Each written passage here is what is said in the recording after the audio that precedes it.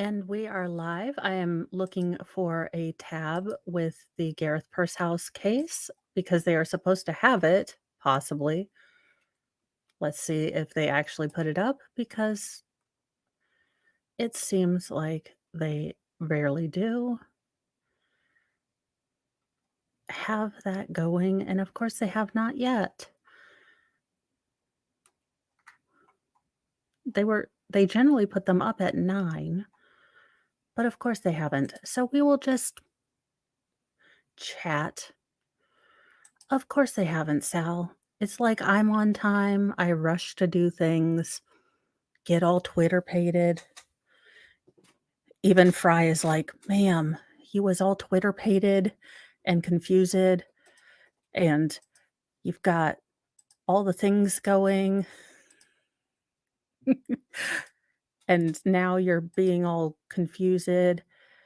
So the goal here today, and I'll let you guys know, is that I'm going to probably do most of the case, leave about an hour for Sal and EU to do, and then they're gonna go into the Jensen case because, let's be honest, that is a whole ball of crazy. And in, very, very, late or breaking news just right now, uh Daniel Danilo Calavente, I don't know, I'm probably butchering his name, but he was captured, so that is good to know if you were worried about that, and in other random news that no one cares about, the VMAs were last night. No one cares.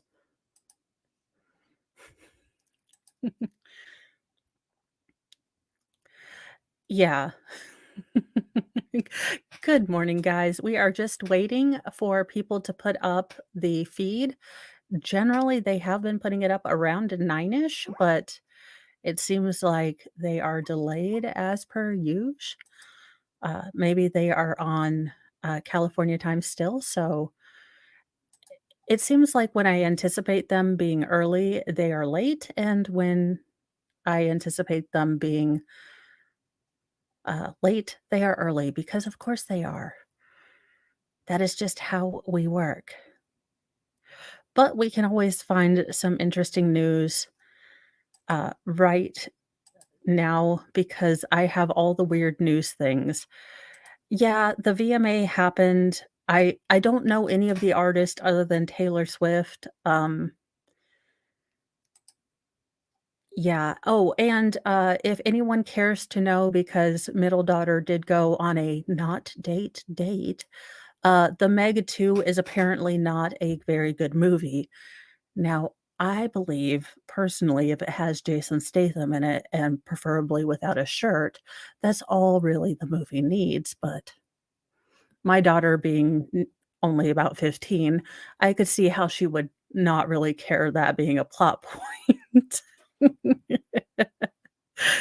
You know, I'm just throwing out there that yeah, I don't know any of the artists, I don't care, they were probably all naked, for ladyisms, right, or something. I have no idea. Let's see if we can find some fun news while we're waiting.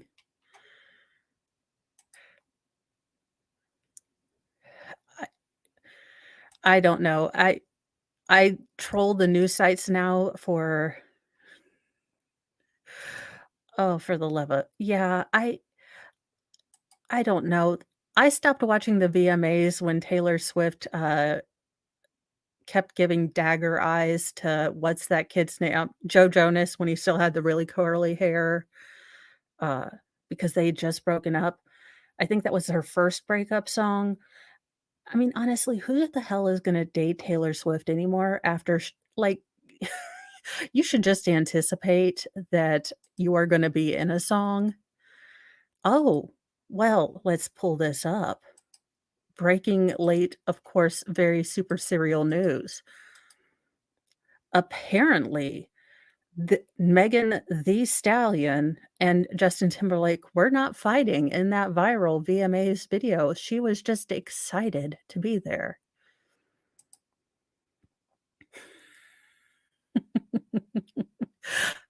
Yeah, the boys in the house are very, very disappointed that I won't rent or buy the Meg 2 until the price goes down on Apple TV because I'm not paying $24 to rent a movie when it will be, you know, $14 in a week or so. I I have no idea who these people are. I feel old when I'm like, "Who the hell are what are you who?"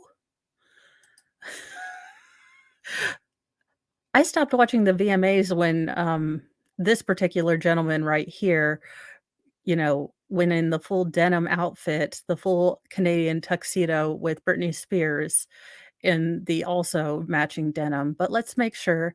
Justin Timberlake was seen laughing and smiling as his NSYNC bandmate mate Joey Fatone or as was his NSYNC bandmate Joey Fatone during a backstage exchange. It's all love between Megan Thee Stallion and Justin Timberlake, though a viral video taken backstage at the 2023 MTV Video Music Awards Tuesday night appeared to show the rapper, 28, and the Mirrors singer, 42, apparently in the midst of a heated exchange.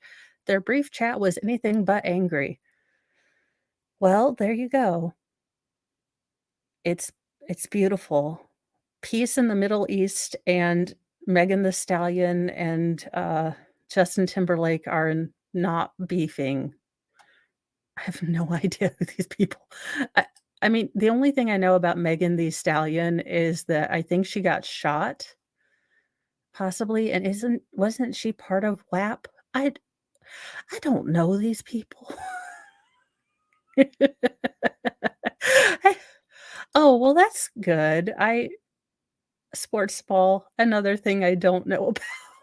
I know I see all of these, big stories about this football player who poor guy, he got hurt, early in football game, and I feel really bad, but I have no idea who he is, and I know it's important, I think. Look, you guys, I don't I don't particularly know, but as as we all know, at least the world can start healing. Megan Thee Stallion and, Justin Timberlake do not have a beef. In Valhalla news,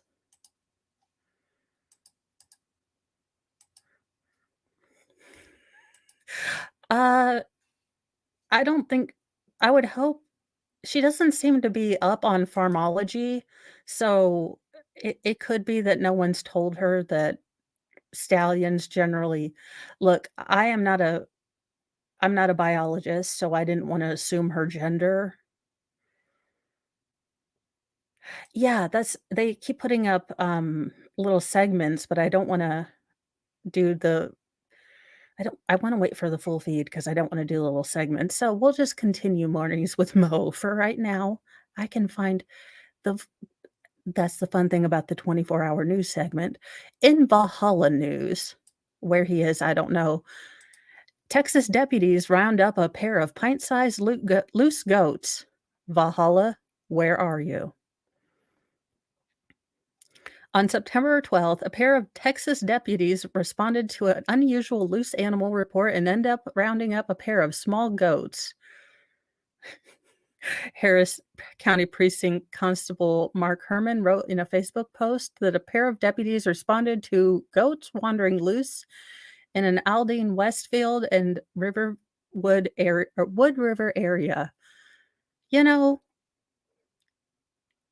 Valhalla, this is why Valhalla needs a fence. Donate if you can, because he needs a fence. Valhalla's goats had a very, very drunk day, and they went all the way to Texas.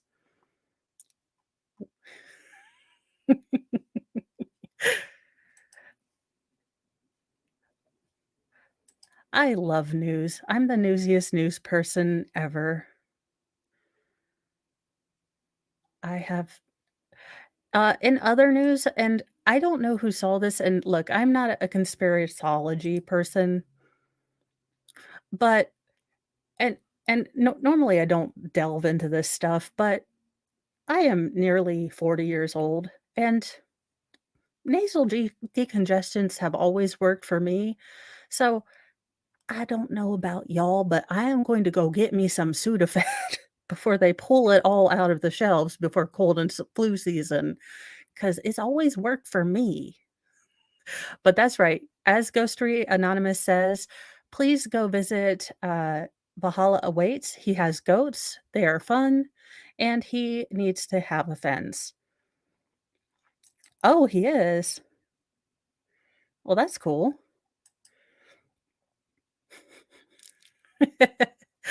Sounds like something goats would do. My mother has goats, and I don't think they've ever escaped their fence, but she treats them like the garbage disposal, which I think they are. So technically, I think they're okay. They're not the fainting goats, which I find upsetting because, you know, they should be. I feel like all goats should be the fainting goats. They really should, just for poo and giggles.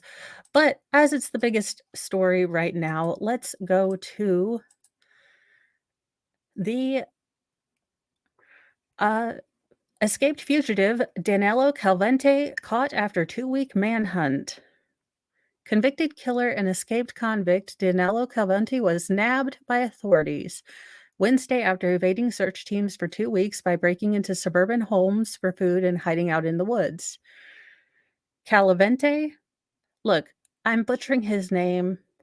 I'm bad with names. It's just who I it's a part of my lovable charm. I know. It's amazing. Who escaped from Chester County Prison on August 31st was arrested without incident and escorted to a van by SWAT team shortly before 8:30 a.m. Wednesday as the search entered its 14th day.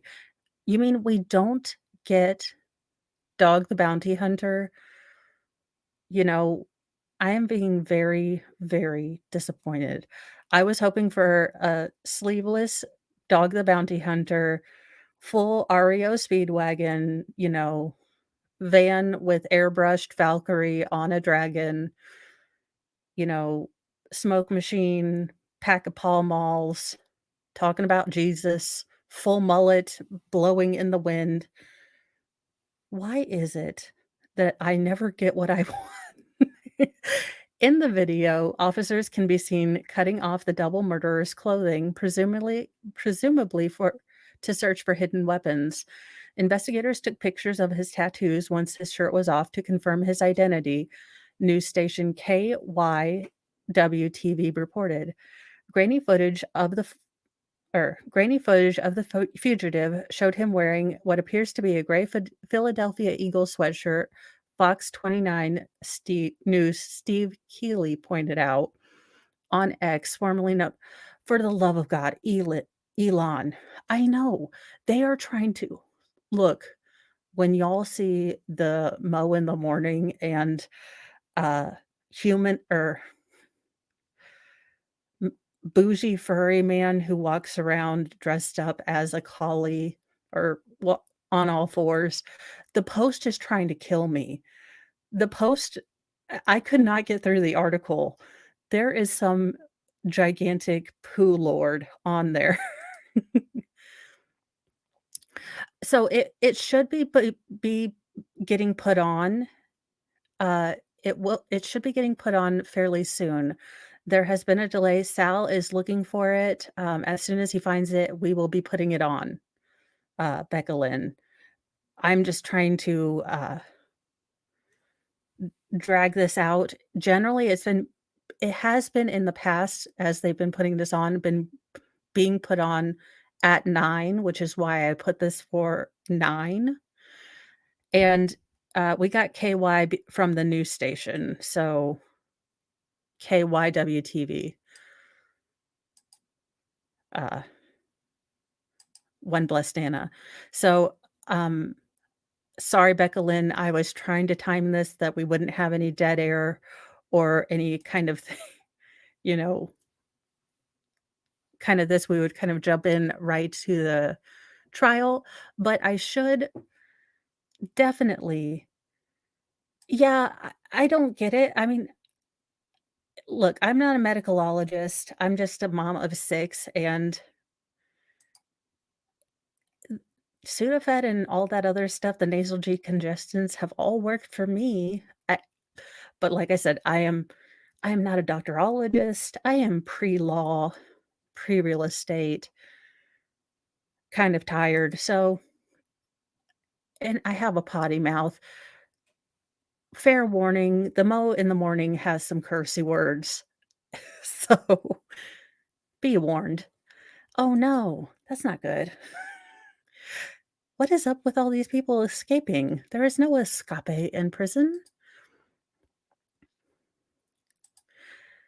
And for the love of God, Elon, just make it back to Twitter. You've made your point.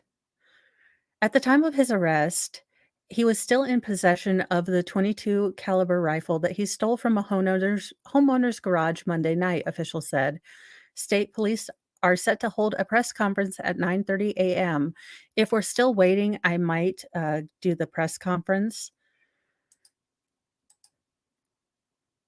Okay. Oh, well, that's good.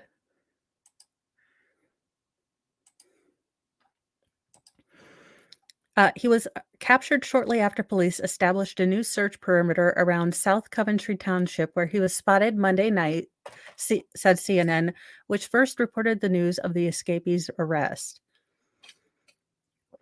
He escaped from prison by wandering to a secluded area of the yard and scaling a wall, climbing over a razor wire before jumping from a roof to elude guards. The manhunt searched or nearly reached its boiling point Monday night into Tuesday morning after a homeowner fired 7 shots at someone matching his description, breaking into his home in East Nantmeal Township. The man fitting the fugitive's profile allegedly stole the .22 rifle before fleeing the crime scene. Investigators descended on the location and confirmed the sighting, found shoes they believed to belong to him. Look, I'm not going to butcher this guy's name. Yeah. I believe me, like I said in the Mo in the morning, I have been approved for, the trial for the spinal stimulator, uh, which means that they put the electrodes in, they don't put the power pack in to see if it'll help with my leg pain, but it's still a fairly invasive procedure, and they kind of put me in waking sedation. So I should get a call here within the next 2 weeks about what day it happens. And I'm gonna let you in on a little secret. Mo doesn't do well with lack of control. So, uh, being semi-sedated is just tiny bit stressed out about the whole thing. It's a hit or miss. It sometimes works with people with CRPS. It sometimes doesn't. So, yeah, but I mean, he already has life, so what are they gonna do to him? Like, life-ier life? I don't know. State police were authorized to use lethal force if he did not surrender after it was believed the violent felon was armed. I mean, weren't they authorized to use lethal force if he used aren't police officers authorized to use lethal force if someone uses lethal force against them? I don't think. Yeah, he was already, convicted of 2 unalivings, I believe. I'll have to look into the original case. I kinda came in on the tail end. I know people were I think I don't know how to say his name. I think Ikmael, was doing, like, daily lives, just following the feed, and he might know more of the case. He's a YouTuber, who does mainly, I think, case watches and, like, these, live, escapes and car chases. So he might know more about the things, but Yeah, I believe he was already in for a double homicide, so I don't think they're gonna do much for him. More than 400 law enforcement officers have been assisting in the massive search for the 34-year-old killer, described as extremely dangerous. Just before 4:30 a.m. on Sunday, police shared new images of the man captured on Ring camera in East Pikeland Township, Pennsylvania, showing a man believed to be the escaped murderer sporting a clean look in favor of a scruffy beard and mustache he donned behind bars. Okay, thank you for that. So it's Ickmel. Okay. I'm learning. If he says it, I'll, because 'cause I'm an auditory learner, so if he says it, I'll be able to understand, but it's reading it, sometimes it just doesn't translate for me. Yeah, he'll probably be in solitary for a while. During the high-stakes manhunt, the state police broadcast a message from his mother, which pleaded to her son to surrender in Portuguese. Last month, the Brazilian man, who speaks Spanish and Portuguese, was sentenced to life in prison without parole for the April 2021 killing of his 33-year-old ex, Deborah Brandao, and when he escaped. Yeah, he committed the unaliving in front of her 7-year-old daughter and 3-year-old son. He Okay, dude, go away. Oh, and he has an active warrant for his arrest for another slaying in Brazil. Sir, directly to Snake Island. Just Snake Island. I mean, this is why I wouldn't be a good judge, because icked. Okay, thank you.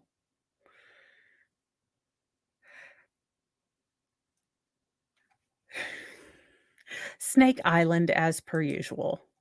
I am here for Snake Island. Come on, Law and Crime. You're being a total pain in my keister right now because you are a pain in the keister.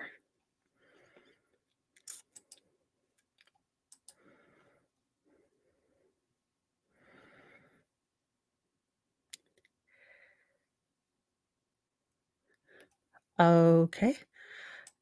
In other weird news, the another s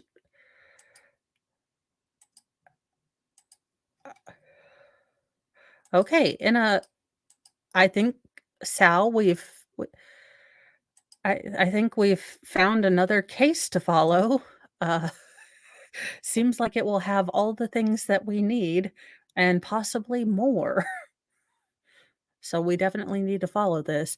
Inside the twisted marriage of Tatiana Remley, equestrian accused of murder plot.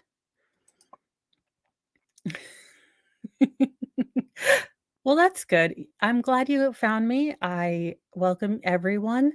Right now we're just doing, and I am really actually loving the newsy news stuff. This is actually kind of something I have been wanting to do, so I'm glad that my stressed, nervous energy has given me a chance to do this, and I'm really liking the evening show because I know not everyone is a morning person. So I am loving that I can kind of connect with other people in the evening. 7's kind of a good time for me because it's, not too late, and oh, well, I'm so sorry.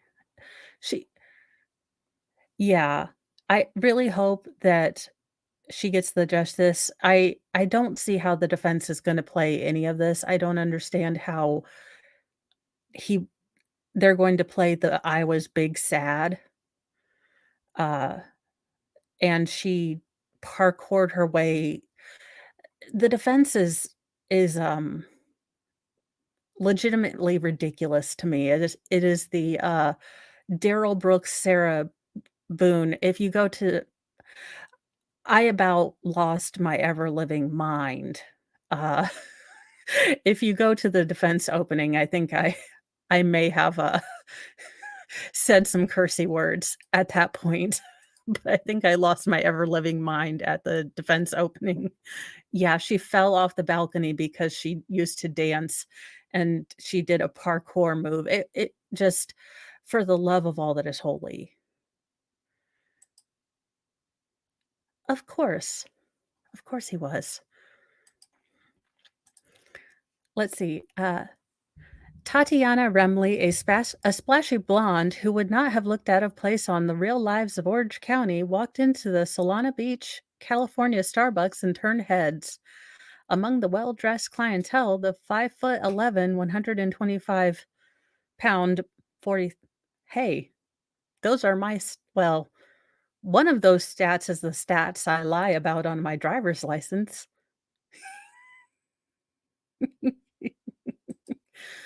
Yeah, with pure nicotine yeah, look, Doogie Howser rubs me the wrong way, and then the female lawyer, Helen Lovejoy, uh, also pisses me off, and the judge seems to be done with their shenanigans already, so I'm really liking this trial because I think it really boils down to a lot of the things.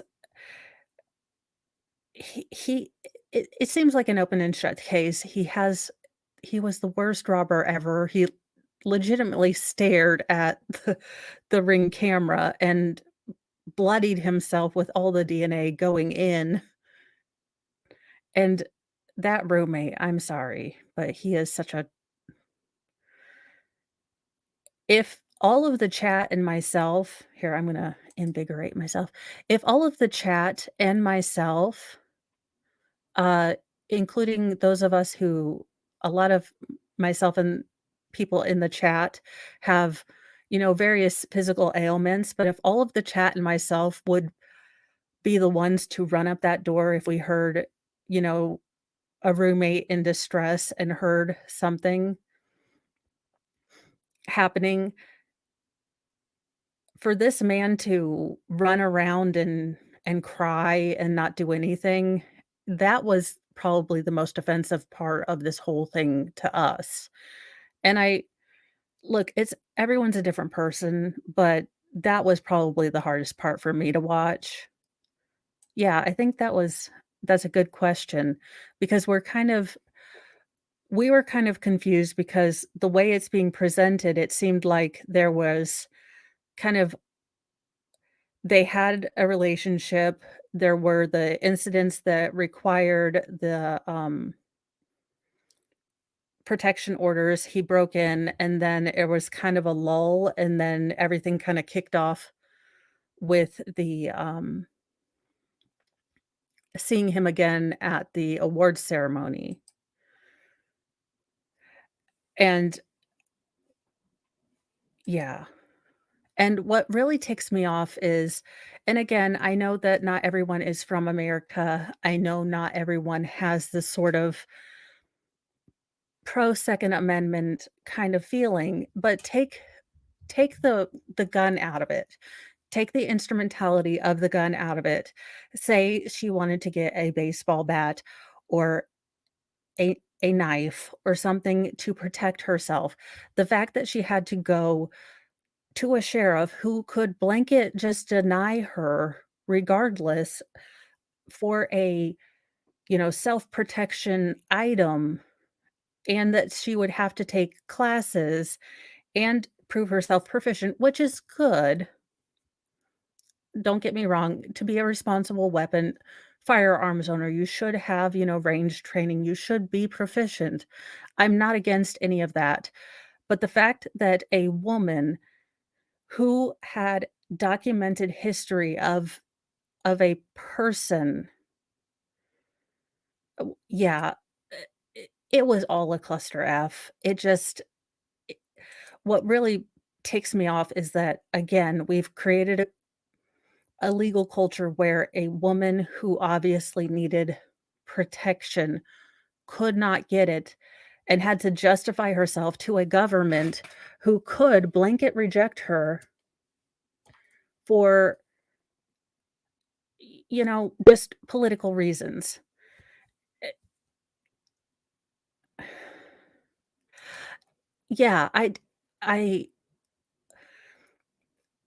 it is the most look, humanely, if you see a person laying there, just me, you hold that person's hand. I can't even imagine what she was feeling, thinking at in that moment. I mean, what a it's it this is why I do Mornings with Mo and Newsy News at night. Yeah, I find some stories that are, relevant and crime-wise, but these are the kind of things that we cover, and they're horrifying. They're they're so sad. They're and it's the ripple victims that we don't think about, it's the friends, it's the people that she was around. It was, the people that she was helping in I mean, let's be honest, the people in the adult film industry, look, it's not my they don't have people advocating for them very much, I'm sure. I'm sure if you work in the adult film industry, going to find someone to help you with your mental health, I could imagine would be difficult. So, she was probably one of the rare people that, would be able to talk to someone and maybe wouldn't look down on them, wouldn't say, "Hey," just because yeah, that's the human thing that I don't understand, like, look, I am the first one to say I blood, passing out probably now, but if I saw her running up and just holding her hand, "You're gonna be okay. Maybe you're not gonna be okay, but I'm here. I am here. Someone is here with you." Uh, that human connection is where I think that maybe we've lost that, and I'm railing about that as I'm the most introverted person, and I and I count this as social interaction.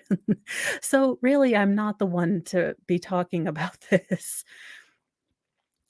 This is a gentle reminder that, if you have chat on, make sure you are on live chat and not top chat because you are missing all the chats if you are on, top chat, and YouTube, puts you on top chat because they like to trick you.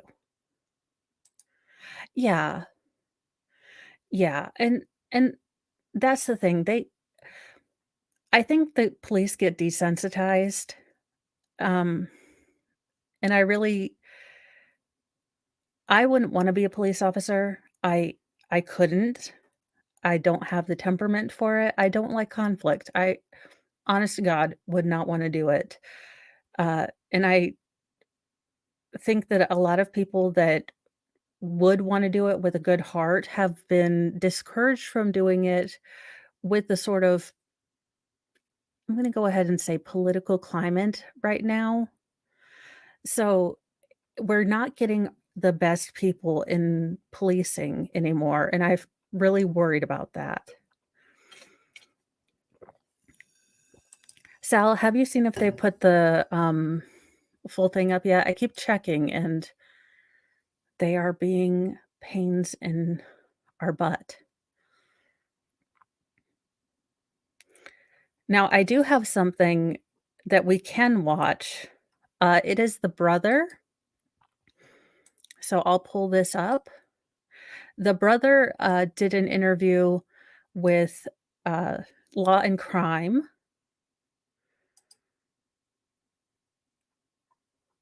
and don't forget, guys, I will feel not any bit of offense, but, Nicholas Starro time chat or trial look, it's a long name, but he has the verdict in the case that he has been watching. It is oh, for heaven's sake, I swear to goodness, I used to be able to remember all the things, and then I woke up one morning and can't remember anything. Swear to goodness.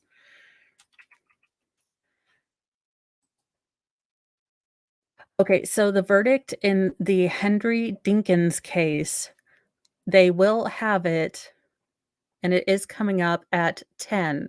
So I will not feel offended if you jump over there because that has been a really big case. He has been doing it.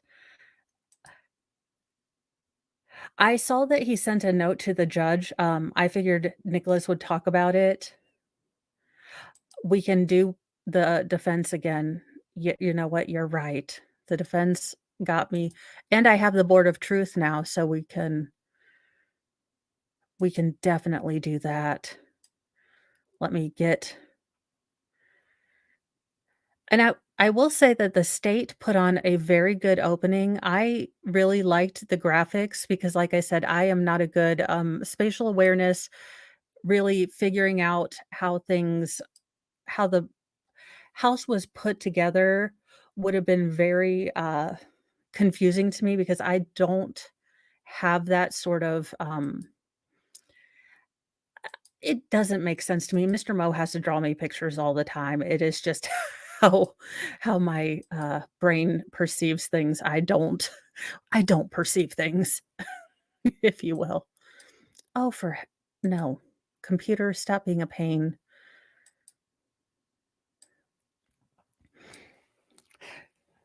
Friberto is definitely worn out.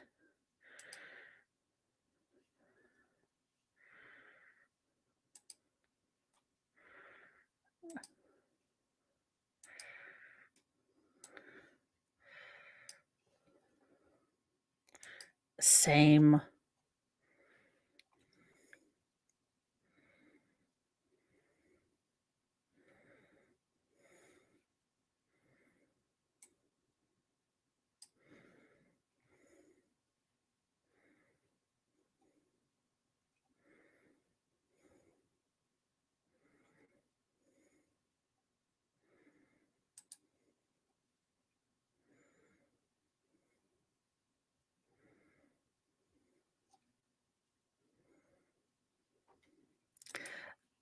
Oh, again, why is the onus on her to do anything for him? I I don't care. Look, if you suffer with depression, if you suffer with anxiety, look, I both of them I do, but the onus is on you to take care of you. I People out you control you. You control how you're going to feel. Oh, no, no, that was oh my god. Okay, let me how do you not are you guys not hearing it? I have the alright, let's try to alright, let me try from another do, do, do.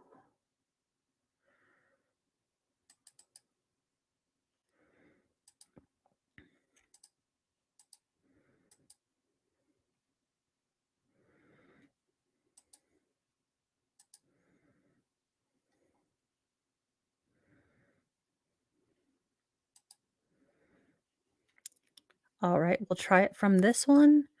Maybe that'll work. Stop screen.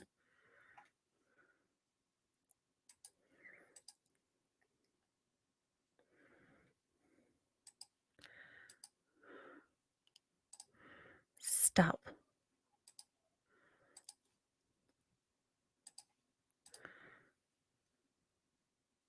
Yeah, I'm working on that. I am not using Brave, but I'm wondering if there is something going on with okay, let's see if this one works before I oh, I'm trying to use okay, can you hear this?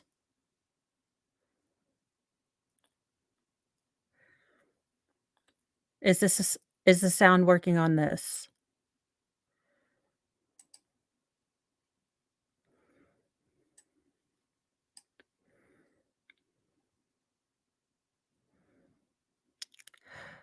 Oh, crud. Dang it. Okay, then I'm going to have to end this stream because I've got this going in, Firefox. I'm going to have to open this in Chrome because of course I will. See if I can I don't know if I can open this in Chrome. Let me see.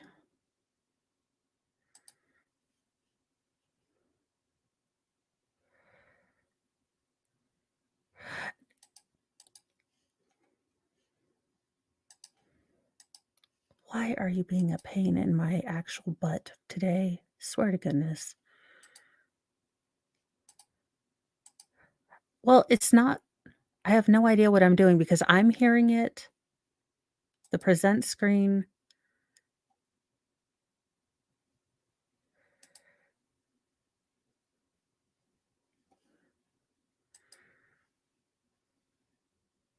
Oh, okay, I can leave the studio. Okay. Yes, I will leave the studio and come back and the other I will be right back. Ta-da. Yes.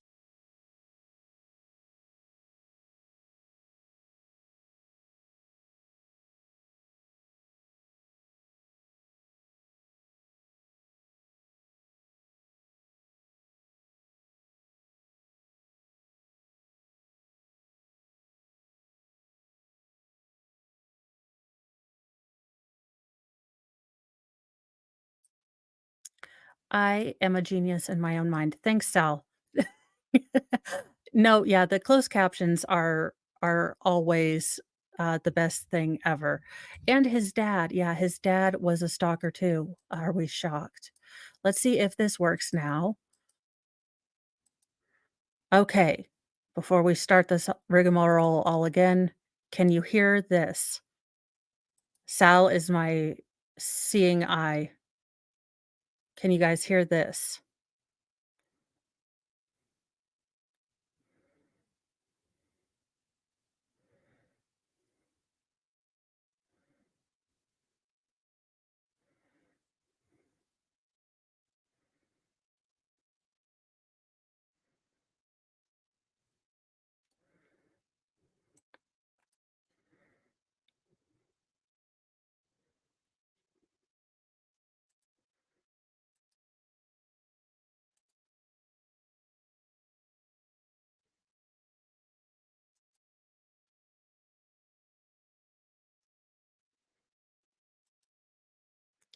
All right.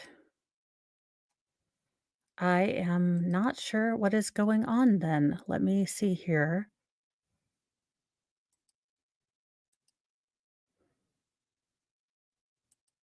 Because this is gonna be ugly.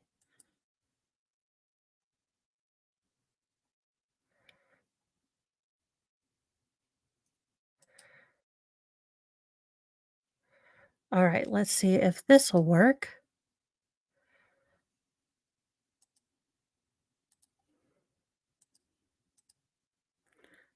Alright, hearing Please give anything me a now? chance to just say it. So I could have just said it. Please. Please. Can we meet again? It feels the same as when I wrote you Yes, if you would that DM me long that list button, of I'm what I would supposed miss to about you and heard nothing back. you can hear Just reaching out into the darkness, Success, that's the way you trying to spell stop the success, and fall. I learned that from, I uh, wish I could do something more, Simpsons. but reaching out to you is a crippling action that I had actually contemplated over the past few months. Just to say to you the word help. Admitting to you how hurt I am is so embarrassing and painful, which demolishes Salbert me is my, even more. emotional support human Please don't vanish on me. and possible twin. Please, please Thank you don't guys let me go through for that hanging again. with me during technical Please difficulties. call me. These are the messages that Gareth Pursehouse sends Amy Harwick after unexpectedly running into her after having not seen her. Listen, I don't wanna commit fluffy on fluffy crimes, but this man has found all the honey buns in prison, and, I thought you were supposed to be more fit when you got into prison, like, you did, like, squats and and, you got fit in prison because you were afraid of getting shanked, and with a name like Pursehouse, you almost I mean, the only thing worse than the name, Pursehouse would be prison pocket. I'm just saying, you thought he would have been, like, working out to make sure, For things nearly didn't 80 happen. years. Running into her out of the blue on January 16th, 2020, sent him into a deep, debilitating depression that he was not able to overcome. He was begging with her for help. He was begging and pleading with her for a chance to talk to her. The evidence will show that running into her at that event sent him into a thick fog of depression and made him feel that the only way he could get. I would like to take a look at our, in no way looks like, there may actually be truth to the fact that a certain struggling Austrian painter may have made his way to Brazil and, continue to live a full life, judge with the 2 golden eagles and awesome microphone. He is done with Doogie Howser already. Yes, this is the defense opening. I have no chill with this man, no chill. But and it could be that he has been on antidepressant medication, but look, I hope he gets a fair trial, but with his defense being, "I had the SADS," uh, kind of don't care at this point. His defense is, "I had the SADS and she did it to herself." And yeah, no chill. Relief from that pain was to go to talk to her. The ultimate answer that you, ladies and gentlemen, are asked, the ultimate question that you will be asked to answer is what Gareth Pursehouse intended to do when he broke into her house on the 14th of February in 2020. The evidence will show that he was reacting from within this fog of depression and that he was going to talk to her. That his only intention that night was to speak to her. The evidence will show that he never intended on killing her. The evidence will show that he is not guilty of first-degree premeditated murder, and he is not guilty of the special circumstance of lying away. Amy Harwick and Gareth Pursehouse had a romantic relationship from 2009. This began in 2009. They lived together for a little over a year. Okay, I still alright, so, again, we're gonna go to the mobile board of truth because I wanna get this in my head. Sorry, I was using the mobile board of truth this morning to explainarate to the Democratic, hopeful from Virginia that posting things on Chatterbait, uh, doesn't mean that people finding things on Chatterbait that you did with your husband is not invading privacy. But how does having a 2-year relationship put the onus on Amy to right your emotional wrongs? I'm confused. So so for 2 years, does that mean she owes him the rest of her life to deal with his SADS? I'm confused because as far as I'm concerned, Amy owes him, let's see, 2 years equals nothing. The onus is on him to deal with his own feelings. You okay, we're gonna make this even simpler. Alright, just for him, because I think this might need to be even simpler. Alright, what Amy controls and what Gareth controls, and that what Amy's responsible. So Gareth is controls his feels And what Amy controls is her feels. Now, what Gareth thinks Amy controls is his feels, but that is in fact not the case. Gareth is a big boy and he should control his feels. In life, we often don't get what we call closure. So you have to deal with your feels all by your own self like a big boy. Are we confused?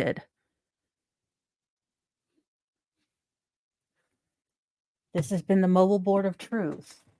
Welcome to my TED Talk. But why is the onus on her to deal with anything that he's feeling? For the love of all that is holy, I swear to God. I am not in the mood to deal with stupid right now.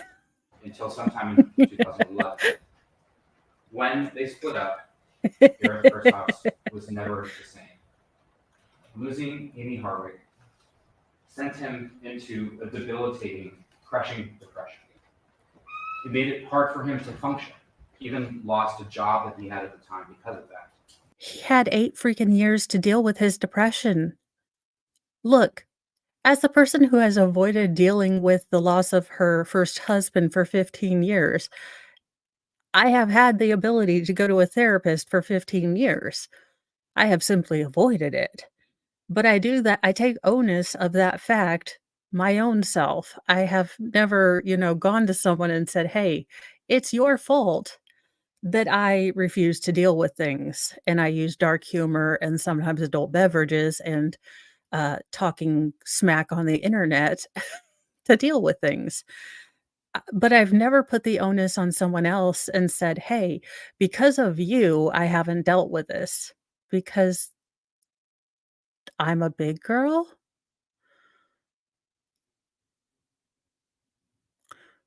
I mean, perhaps, Gareth, put on your big girl panties and you deal with your own feelings your way. You're in California. I'm sure there is a therapist on every corner. No offense to anyone who lives in California, The but heartbreak that he seriously. suffered changed him. He tried to move past it, but he couldn't. He tried to move alongside it by seeking release through exercise, travel, dating other women. But those were only temporary respites. Those didn't work. He distanced himself from other people. He wouldn't let himself become emotionally vulnerable with other women. He had suffered, the threshold had been reached of his heartbreak, and he couldn't risk another one. He wouldn't survive it. So when he sees Amy Harwick on the red carpet, or waiting for the red carpet, at an event that he had been working for many years as a side gig, photographing attendees at this award ceremony that happens every year in downtown Los Angeles, he completely loses control of his emotions. He literally falls to the floor and he's hyperventilating. Also, I'm still waiting if someone, and I know everyone has a smartphone, if we have a picture, or I am working on my Photoshop skills, guys. I really am. And especially with EU going through tutorials on Canva, if anyone has the crying snot bubble Gareth picture from the red carpet, because he was snot bubbling, uh definitely send it to me. I will not use it as, I will not make fun of him. I mean, I will not use it to make fun of this man's manhood, because anyone who goes and uses "I'm big sad" as a defense instead of manning up and say I was a total D-bag, uh, seriously. Anyhoozle, if anyone has the video of, Gareth's big tantrum, I would like it for instructional and science purposes. He's sobbing, he's shaking, and with Amy's encouragement, he's able to stand up, and the two of them walk off and talk to sit down on a bench, and he's able, through talking to her, to regain his composure. After about 30 or 40 minutes, Miss Harwick's friend, who she came to the event with, Fernando Chavez, comes up to the two of them and says, "Hey, the red carpet's about to close. If we want to get pictures on the red carpet, we have to go." And so he cuts the conversation short. And to him, it seemed like Gareth was disappointed and upset at having the conversation cut short. Gareth goes and finds his friends that were at the event. You'll hear from them, who will say that he seemed distraught, that he was sobbing uncontrollably, that it was pathetic how sad he was from their perspective, and that they told him to pull himself together. He was on the clock. He was being paid to photograph people there that night, and they tried to help. Later that night, Gareth walks up to the table that Fernando Chavez and Amy Harwick were seated at during the program of the event. He kneels down and he whispers, "Can we talk again tonight?" And as much as I like to be on uh, look, as a boy mom, um I don't like the kind of imbalance that I see where there's a lot of female privilege. There are parts of this story where, again, the onus is on her to give him a chance to talk. No, no, they broke up. Whatever feelings he has, whatever closure he needs, again, life doesn't give you closure a lot of the time. I, again, I don't mean to pull this up. I'm not using this as a feel sorry for me card, but I lost my first husband when I was 24. Eh, y You don't get closure all the time. You don't. I you just have to sometimes pull up your big girl panties and go on with life. It is what it is.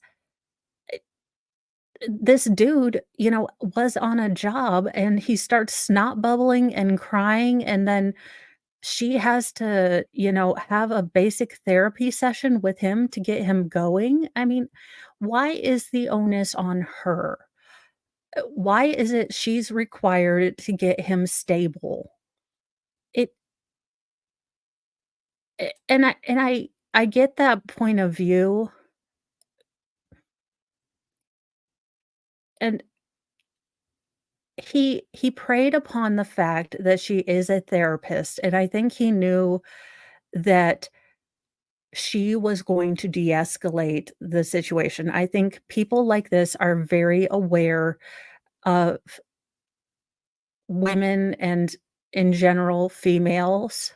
In general, not all of us, but in general, we don't like conflict. We would rather avoid it if we could and de-escalate the situation. So she was probably thinking, if I can de-escalate this, I don't want to cause a scene. This is horrifically embarrassing. If I could just get him to settle down, I am trying to have a good time. This is part of my professional thing. And she was trying to give him closure. She probably thought, "Okay, look, this is the last time," she was being patient, and she was trying to give him that closure that he said, "Look, if you just give me this." And the unfortunate part is with people like this, it's never, "If you just give me this." There is always the, "If you just give me this and." It's never just this. It's always the "and." There's never an end, because he is always going to need that "and." Now, I am not a therapologist, and again, if she had just not answered him, he would have escalated and escalated, and you would have been heartless, and he probably would have started trashing her online. And if you talk to him, then you're leading him on. So, law and crime chat is gonna law and crime chat, if you know what I mean. So she was damned if she did, damned if she didn't. The problem is that people like this don't respect boundaries, and if you do boundaries, that's where things escalate, and that's where I get pissed off that for personal protection, she has to, again, instrumentality aside, say she wanted a bat or a big beefy dog, fry not included. Uh, she has to go to the government to say, "Hey, I'm scared," instead of just being able to go deal with it herself. But let's continue because I'm sure, snot bubble face will explain the big sads to us. Amy says, okay. Shortly thereafter, the two of Oh, it them isn't? go Crud. back I and thought it sit was back down on a bench sorry, to talk guys. again a second time. At some point in the conversation, after about 45 minutes, Ms. Harwick tells Gareth, look, I have to go meet my friend, Fernando Chavez. I have to go. He asks if they can meet again, continue talking. She says that's not a good idea. The next day, the 17th, the text messages that I read in the very beginning are sent by Gareth to Amy. He's pleading with her. Please, I need to talk to you again. I need to continue this conversation. The following day, on the 18th, at about 4 p.m., he leaves her this voicemail.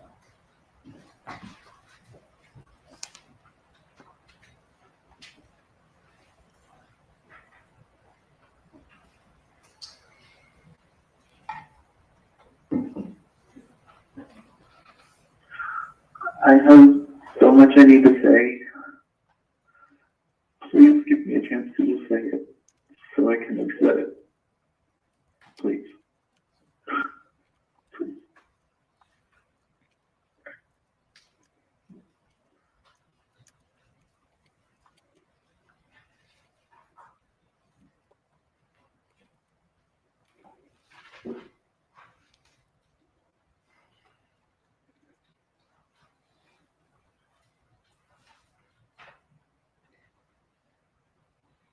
Ms. Harwick didn't respond to his pleas for help.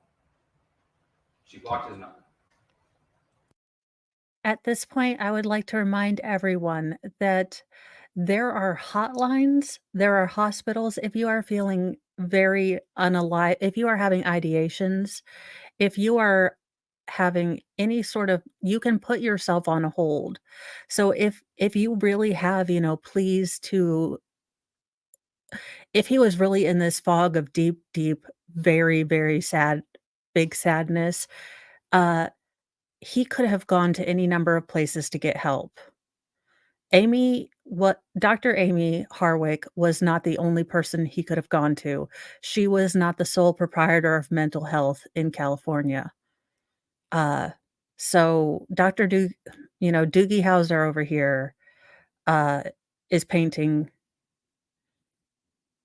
yeah, a ridiculous damn picture with a straw man argument that there were no other ways that he could get, any sort of closure because any other mental health person could have him, write a letter and put it in a fire or some other thing. In the days after this encounter, a friend of Gareth's notices that he seems depressed. Elmira Minnesota. To her, it seems that he's down, he's depressed, and so she asks him, are you okay? He says, I'm rarely okay. He describes his state of mind as if he was having a chain pulling down on him that he likes to, or that he pretends doesn't exist, but that cripples him in so many ways in life. Miss Minnesota is concerned. Miss Minnesota is concerned that he might hurt himself. Miss Minnesota suggests things that he could do to try. Okay, why didn't his friends, if he's, exhibiting all of these, deep depressive things, why weren't his friends putting him on a hold? Why weren't they, saying, "Hey, you seem to be super de duper big old sads." Here, Fry would like to say, "Hello?" He was napping. He's like, "Why am I even here? You woke me up. I is sleepy. I just needed a puppy moment because this man's bologna sandwich just Fry, I am a big Futurama fan. His name was going to be Lur, uh, ruler of Omicron Persei 8, but, Fry would be what we call a big giant crybaby, um, and scaredy cat. S so he ended up being Fry. I don't even think he knows his name, to be honest with you, because he doesn't quite actually come when you call his name or anything else, and he likes to eat my shoes. So, but I will probably go for another hour or so until and then I will have to take a puppy break to walk him. We're still working on walks. We hate the leash. We want to be carried and or dragged. He goes full political prisoner. He flops down and will refuse to walk. So, yes, if you are feeling the full on sads and not as a joke, as real, you guys, this year has been super duper hard for me.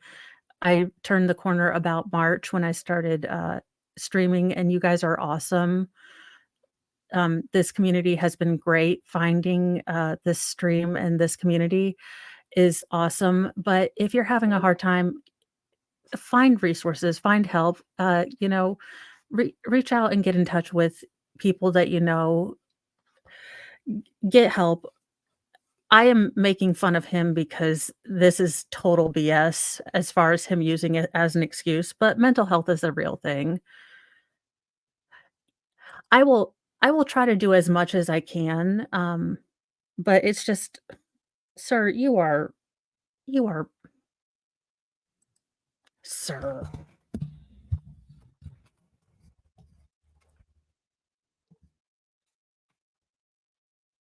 really?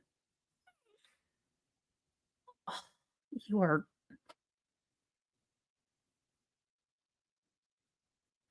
oh, for the love of Cheetos.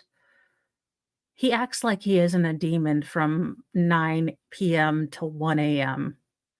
He's like, "I is not a demon. I is not in full demon mode from 9 PM to 1 AM. I have no idea what you is talking about. These are allegations with no facts and evidence, ma'am." To alleviate this pain and get over this heartbreak and move past this depression. But because of He the is cute for his safety depth because of he depression just that he was in, about the state of mind that he ate was one in, of my the only Birkenstocks. thing I can that he only felt he wear could do in Birkenstocks that right now. moment to seek any sort of release from this depression was to talk to Amy. So on February 14th, he decided he couldn't take it anymore. He couldn't take this pain anymore. I love the judge looking at him like, "The actual hell are you trying to say, dude? This is the dumbest The defense evidence I've will ever seen." show, and circumstantial evidence, text messages, voicemails, observations from other people will show that Gareth felt he couldn't continue living with this pain, and that he needed to finish the conversation that had been interrupted at the XBiz Awards, and that he needed to have this conversation that he so desperately and so kind of sadly begged her for. And that if he wasn't able to have this conversation, that it wasn't worth living, that he wouldn't be able to continue carrying on. I'm gonna check foundation and Sustain. Okay, so this part, again, not as a lawyerly person, but opening statements are, again, to kind of lay out the sort of framework. It's sort of like building a house. So this would be the framing of what you're going to build your case on. It's not a time for argument. So closing statements is where you can sort of put the arguments out, kind of make more argumenty statements, but you can't sort of make argumentative statements uh in your opening. So his kind of he's decided to kill himself. Well, right now they have nothing in evidence that says that he was even suicidal. And the judge look, I thought he looked like Mr. Feeney from Boys Meets World, but he definitely does look like, actually, he looks like a mirror opposite of the Thinkin' Lincoln that he has in the overly Art Deco, to within an inch of its life. Look, I am not a fan of Lincoln, but I definitely need a velvet Thinking Lincoln. Uh, actually, I just need this picture invigonated and framed in a super gilded frame for, to commemorate this trial. I'm gonna start having little souvenirs from each trial that I do, I think, since I think Legos might be a little expensive from what, Baker said about getting individual Legos for each trial that I've done. Yes, he's my emotional support, puppy, since apparently an emotional support vodka is bad. Okay, I'm gonna let you down. I understand. While in this grip of utter despair, he grabs a nicotine-filled Okay. syringe from his house. All right, Let's approach.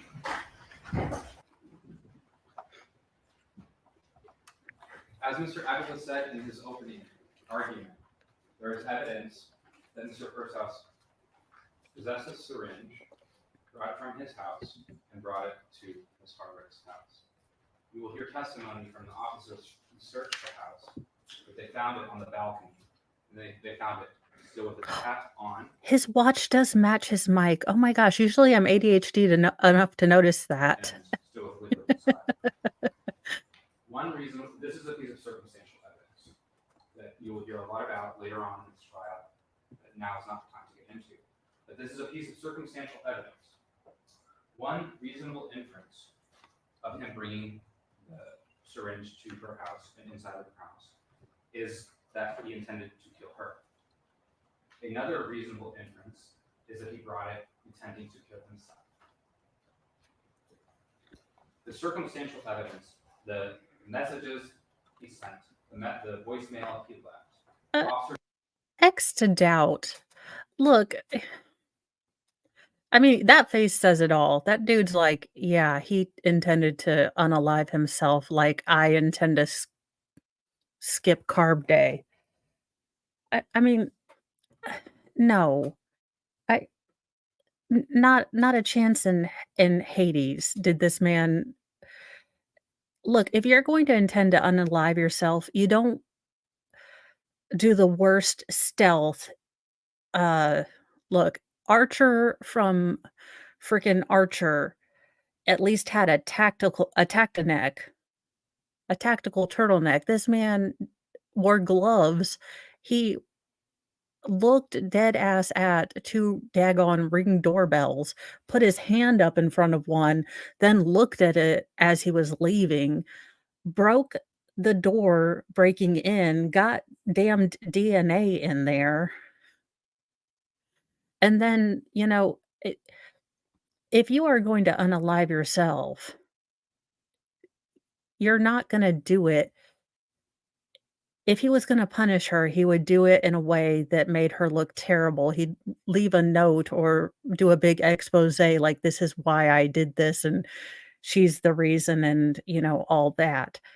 This this is cockamamie story. Observations of other people at the X's Awards.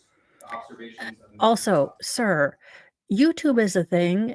If you're going to, and far be it from me to help the criminals, but YouTube is a thing. I learn a lot of things from YouTube on how to stream. Disabling a Ring doorbell was probably on here. Mister, I was sad for 2 weeks. When you're depressed, you only watch YouTube. I mean, you get down a rabbit hole where you're probably just watching, for some odd reason, people rehoof horses. But still. will show that he was in a depressed state of mind. Now, he breaks into her house in this state of mind. And he is waiting there for hours so that he can have this conversation. When Miss Harvick comes home, there's a struggle. As Mr. Ariel said, Michael Herman is her housemate. He lives in a room that's on the ground floor. It has a door out to the balcony. And he wakes up to a scream. Yeah, again, what tactical board of truth coming up.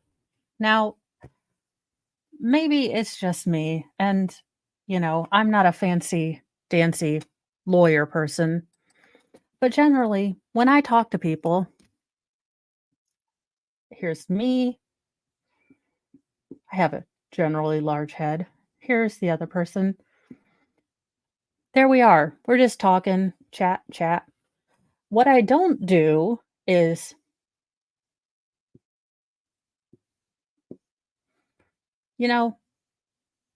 throw a brick into their house and break in.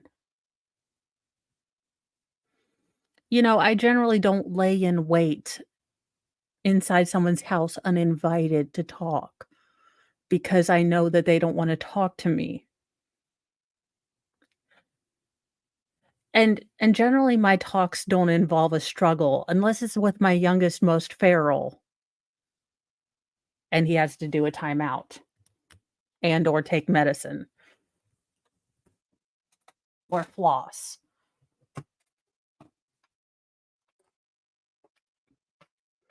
But yeah, make this make sense to me. Look, he just went there to talk. Okay, but he broke into her house. Like, if he were standing outside waiting by her front door, I could say, "Okay, you could possibly sell me on I am just here." Well, yes, I know. You're welcome. My doctor and I know these things. Thank you. Well, he marked his territory. He wakes up to what he thinks is Amy Harvick screaming. At first, he thinks it's the kind of It would be scream that creepy, you would make but you when could at see, least like, a say, mouse or "Hey." a cockroach or something.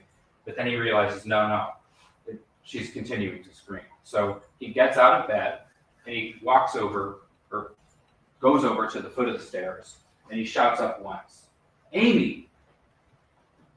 He continues to hear sounds. So he goes into his room and looks for his keys and his phone, which he can't find. He's continuing to hear sounds from above, and he goes back to the foot of the stairs, and he shouts up in up the upward direction, up towards her room on the top floor. "Hey, motherfucker!" And then he runs out through the patio, around the side of the house, through the front courtyard area. And because he couldn't find his keys and his phone, he has to climb up and over this wrought iron fence. He goes and he knocks on neighbors' doors, trying to get help. Wait, where's share screen? Am I inviting someone on or am I sharing a screen? And Concern Troll, I am on a diet. Thank you so much.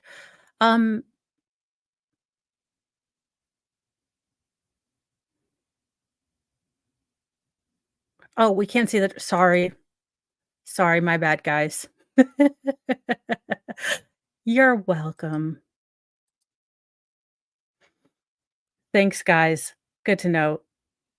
Will do on the way. But no one opens their doors. He eventually sees a stranger walking down the street. Hey, if And there's he a asks the mod stranger to anywhere, phone the stranger for Concern Troll, I am the police awesomely call. aware of my weight, Two so officers arrive after a brief discussion with Mr. Herman. The three of them climb up and over the wrought iron fence. They go back down the side of the house, and when they round the corner, and I've actually into the lost patio 15 area, pounds, they so see Miss Harvick. She's face down. She's non-responsive, gravely injured, but still alive. She's beneath the balcony, which is a little over the floor of the balcony is a little over 20 feet thanks, above the Ghost 3. patio where Ms. Harwick was found. And, they take Ms. Harwick to Cedars-Sinai. Honestly, y'all, I know I'm fluffy, which is why I say I'm fluffy. In fact, as a personal aside, as I have said in the past, I was actually in really, really good shape, about 2 years ago, and I was getting in really good shape last August when I broke my leg and I got complex regional pain syndrome, which is why I decided to eat all my feelings until February. So I'm retaining a lot of Mike and Ike's. It doesn't really bother me. I completely and totally take the fact that I have gained, the COVID look, all the COVIDness, and I've eaten all of my feelings, but I'm working on it, and, if that's the biggest thing that he or she can see about me, and they didn't pick out that I'm mouthy and I use all the cursey words and I can't say names or read or I'm dyslexic. I mean, honestly, there's a lot to make fun of other than just my weight. I mean, low picking fruit and slow pitch, sir or ma'am. I don't want to assume your gender. So, at least I'm working on myself and you continue to be an asshole. So perhaps, perhaps you know, work on yourself just a little bit too. Don't be a dick the rest of your life. Where doctors try to save her life and are unsuccessful. And she Or tragically see you passed next away. Tuesday. I'm not gonna gender anyone.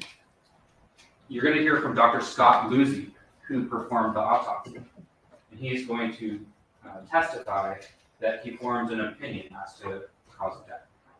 And that the cause of death that he opined based on his autopsy We are coming up was to the blunt part where I force trauma lost my to the head and god-dang torso. mind.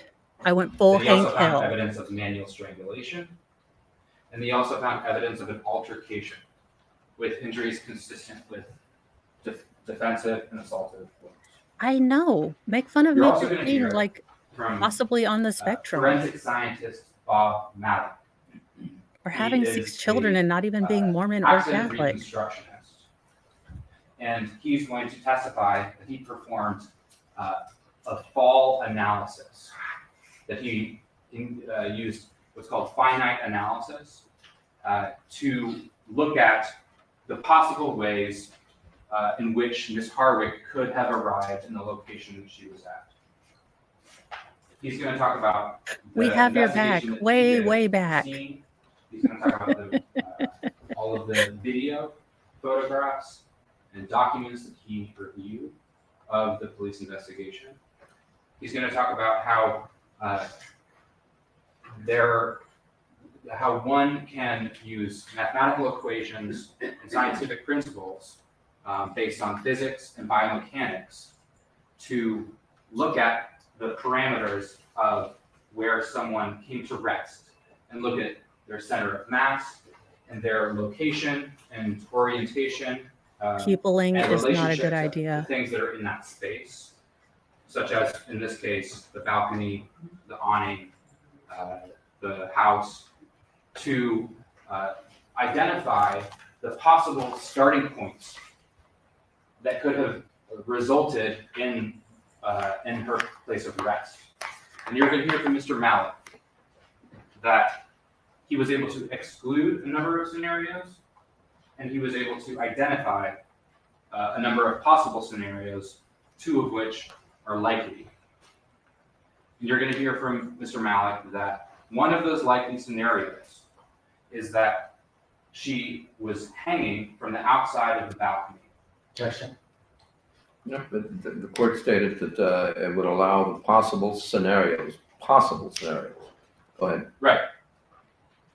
You'll hear this in great detail from his testimony, how he excluded certain scenarios, how he arrived at other scenarios, and from within those whittled down the scenarios to what are likely based on the science.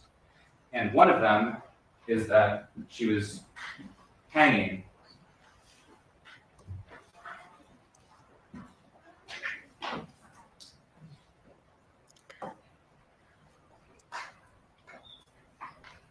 I know. I was Apologies like, for the quality. I'm never peopling again. I don't know what you're talking about. You'll see What the actual O.J. Simpson, if I had done it, is this. See, the don't make me praise the state. Don't make me praise the state. Holy God in heaven. The state had this nice, like Assassin's Creed going through all of the stuff. And look, y'all, I don't play video games, but I'm this weird person that if they have the entire like video game history because my boys like to play them, I will learn all the lore because I like listening to all the lore. So I know all the Halo lore for some reason. But so the state had Assassin's Creed and Halo level graphics, and we have O.J. Simpson's Marsha Clark frickin' like they just had computer graphics crash dummy victims thing. Are you what? So let me get this right. He went in there to talk, and because she reacted badly to someone laying in wait to, talk to her forcefully with his hands wrapped around her neck, accidentally, as you do when you're talking, according to him, because he's big sad, and she manages to get away from him. She somehow jumps off the balcony or in her terror tries to parkour her way out of the house. Sir. Just sir. still images using these mannequin dummies like You this. can And then hide you him also if you see want. I've video never representation encountered this person, but that does this corresponds mean with I'm internet do I the get my own calculations and kiwi analysis farms where they can tell you'll me see. I'm fluffy? You'll hear from him and Like, explain I the don't foundation know, and basis for 'cause this. But I do wanna they'll be explain internet how famous. one of the likely scenarios is that she was gripping the balcony railing with either 1 or 2 feet using the awning to brace her weight and fell from that position. You're also going to see a photograph of damage to the awning. Um, Beneath and kind of recessed under the balcony. It's kind of hard to tell I there. will let my but you'll see moderators if you guys wanna hide user, that's fine. that shows damage to the front side of the awning in a location I'm sure they will consistent find with another where person to somebody bother. would It's place the their large foot to internet. brace their weight. Or they'll change their name and come You're back, also I'm going to sure. see in this trial this photograph, a photo shoot she did where she's posing here on the Oh, balcony. for the love of This all is that not is Cheetos and holy, are you kidding me? I mean, so this is what we're taking as she definitely would have chosen to hang off of the balcony. Her doing a photo shoot where she's obviously got 3 points grounded and is relatively safe. She's holding on, eh, for the all that is sir. not shown for purposes of the clothing she's wearing or anything like that. But you'll see that she had a certain comfort level with the balcony railing. You'll hear that she was an athletic, acrobatic person and that for years she was a dancer.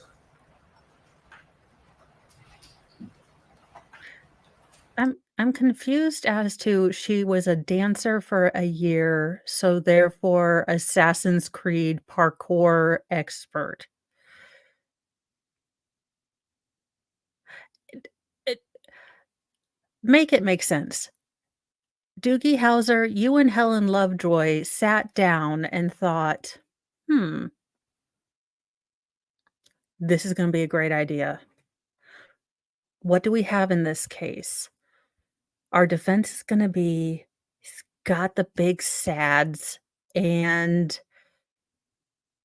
look, she did it to herself. Folks, we don't know.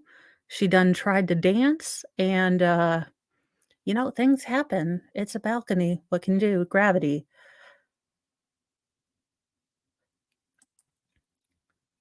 for the love of all that is holy. Like, he and Helen Lovejoy sat down and thought, because Helen Lovejoy later in this trial, after they realize that this judge has a hate boner or hate eggplant for Doogie Howser for some reason, I still contend that Doogie Howser broke up with his daughter on prom night.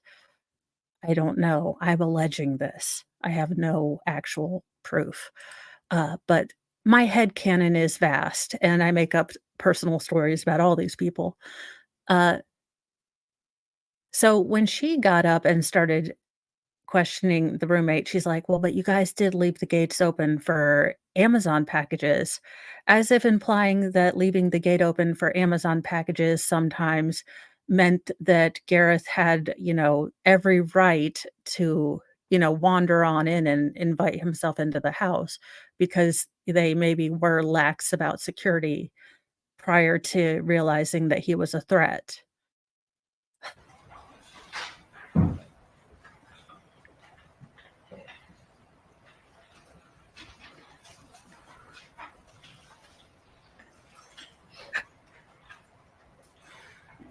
Honestly, all I think about when I see that picture is, I know there's a comedian or, an influencer that takes those really wonderful modeling pictures and then does them as a normal person. So I'm just picturing a normal, fluffy person doing it and, or myself, and yeah. Look, you could not pay me enough to get on that balcony. I I am terra bad at just about anything that requires coordination, so no. But So, in this trial, you will hear testimony, and you will see evidence presented before you that shows you that one likely scenario for how Miss Harwick came to rest where she did in the patio is that she comes home, encounters Mr. Pursehouse, screams, waking up Michael Herman, causing him to go to the foot of the stairs. He shouts up at them. Upon hearing him shouting up, a struggle occurs between Miss Harwick and Mr. Pursehouse. In a panic, she runs through her bedroom to her balcony, climbs up and over the railing, attempts to lower herself or climb down, and is unsuccessful and falls. The evidence will show that, yes, Gareth Pursehouse was waiting in her home. He broke into her home. Had he not been there, probably same. she wouldn't have died that night. That is not in dispute. He said, This I l look, yeah, look, you guys, I try to see things as, he has a job to do. He is as a lawyer, every person deserves a fair trial. And lawyers, even the worst among us need lawyers to protect our constitutional rights. But this douche right here, like, just for like, she's gonna wily coyote her way out of this. This woman was the weight I lie about on my driver's license. Let's be honest, me and the government know I'm lying. She was what, 110 pounds? This man prior to his honey bun and or, you know, initiation into the fluffy club was what, 6'4" and 200? Eh, he was probably manhandling her like a rag doll. The the gross power disparity here to where he thinks that she, was able this is not Black Widow. The disparity in power, one good punch or hit from him and she would be down. This is, the reason that we are seeing so many female police officers, teeny tiny female police officers get so hurt. There is a disparity when we send teeny tiny women against big, tall men, big, large men. There is a disparity. If there was truly a scuffle going around, one solid hit to a head, this is not TV. You get a noggin hit, you are out. This is, again, not TV. You get a brain hit, it's lights out. It is not, I there is a channel, if you guys like nerdy stuff, and I love nerdy stuff, and you like sci-fi stuff, there is a channel called Roanoke Gaming, and he goes through the kind of science, biology. He used to be an actual, I think, molecular biologist, but he goes through the science background of, like, movies and, different things, and, like, alien stuff and how things would work. If you like really super-de-duper nerdy stuff, here. But he definitely explains how a lot of the movie stuff, like, you get hit in the head, you are unalived anyways, you're not gonna get up. But that's what I'm saying. Let's assume that there was a little light strangulation and a couple hits to the head. She is not moving. She is not going to be doing anything. Thank you, Ghostery Anonymous. He is awesome. I love him. If you need something in the background, that isn't me. I mean, I am awesome, but sometimes you need a break from Mo. I can understand. Uh, but what I'm saying is, if I'm a detective, if I am a logical person, I don't think she was able to move after the first couple scuffles. I think she was down for the count, in my opinion. As I said, I'm not a criminologist, I'm not a medicalologist. I give no legal, life, therapy, financial, crypto, internet, entertainment advice. A But chain that of would just be my actions into perspective. motion that led to her death. But the evidence will show that he never intended on killing her. At the end of this trial, the defense is going to ask you to convict him of a crime that fits the circumstances and facts. Even the court reporter is like, "Dude, what the hell are you actually saying?" "Sir, I am wearing a shirt that makes me look semi-nude, and even I can't understand you." This case.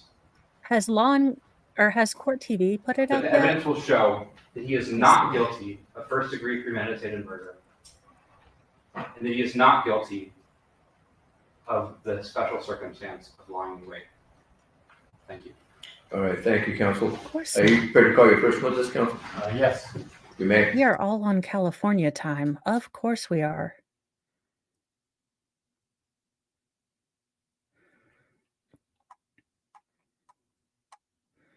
Well, I guess we can go to the friend. It looks like it's 30 minutes, and we'll do that, and then if they don't put it up, I'll try to be on as much of Sal's in the afternoon as I can, and we will just go with that. So we will stop sharing this. I will pull this up. Ta-da! I always hear Peter Griffin in my head when I do something, which probably isn't appropriate. But rarely am I, so what can you do? Yeah, that's what I'm going to put this up.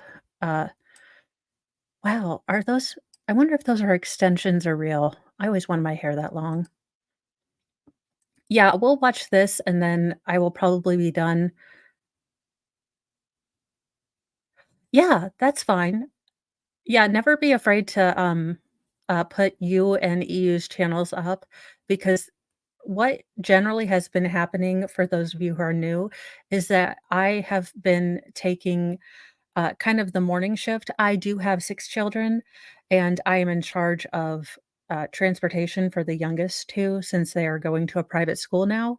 So I pick them up around 2-ish, 2:30.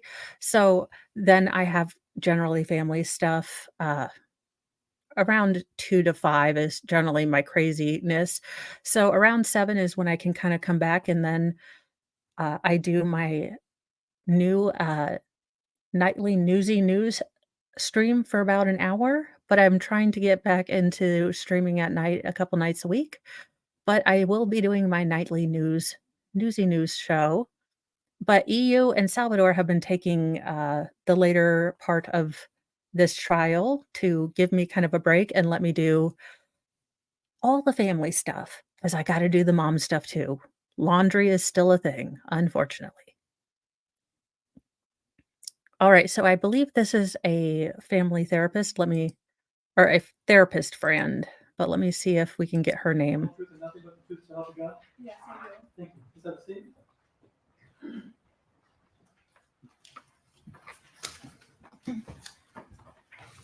Please state and spell both your first and last name.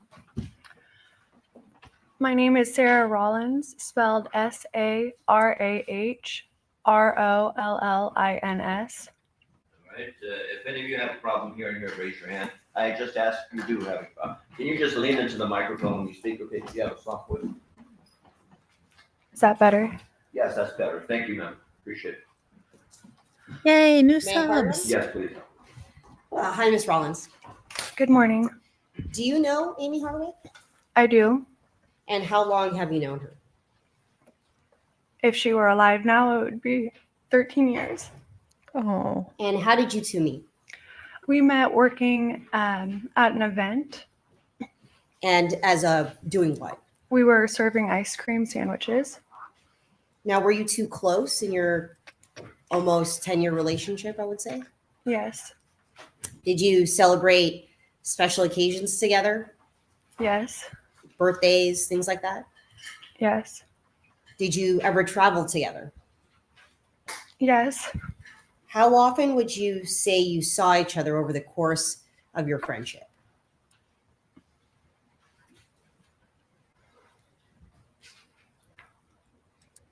Mostly monthly, Okay.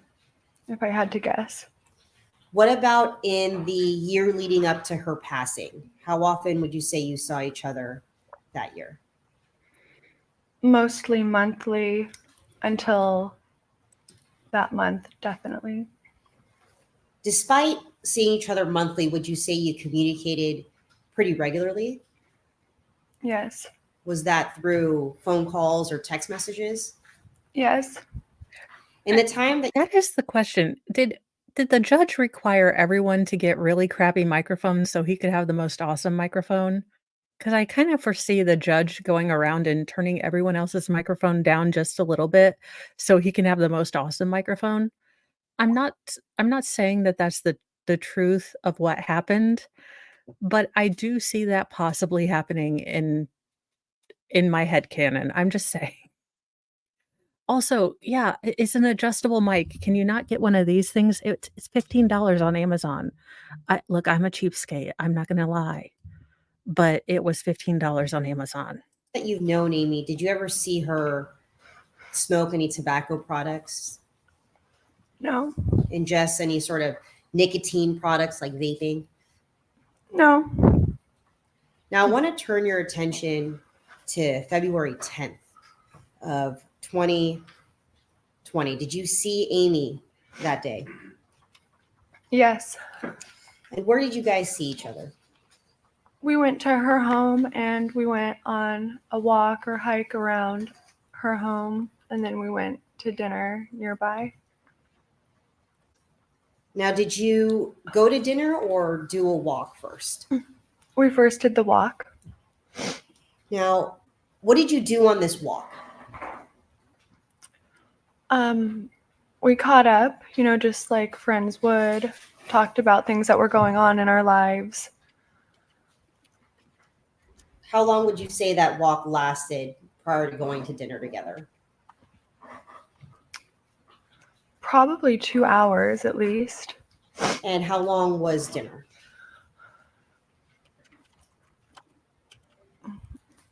It seemed to be long. Now, during your time together on February 10th, did you and Amy speak about something called the Ex-Biz Awards? Yes. Had you not talked about the Ex-Biz Awards prior to your meeting on February 10th? She had mentioned that she had ran in to her ex at that award show. But it had occurred, right before. Now, did she talk to you about the Ex-Biz Awards during your walk? I don't recall it so much during the walk as I do during dinner. So during dinner, you guys talked about the Ex-Biz Awards? Yes. What did she talk about took place at the Ex-Biz Awards? She told me how she had ran into her ex, a very old ex of hers, and that he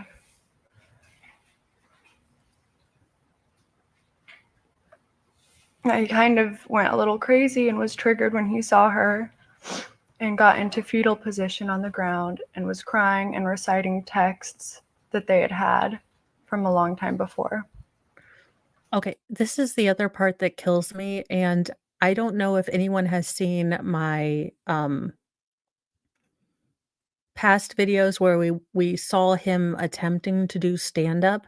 This man could not remember his, terrible dad jokes, but he could definitely remember texts from, what, 8 years ago that he'd recited and memorized. Again, that dude bombed so hard, and he couldn't remember any of the jokes that you know look, I don't think he even had jokes, but that's sort of beside the point. But he could definitely remember text from their, 8 years DOA relationship. When she was talking to you about this interaction with an ex-boyfriend, she indicated to you that he was crying. Yes.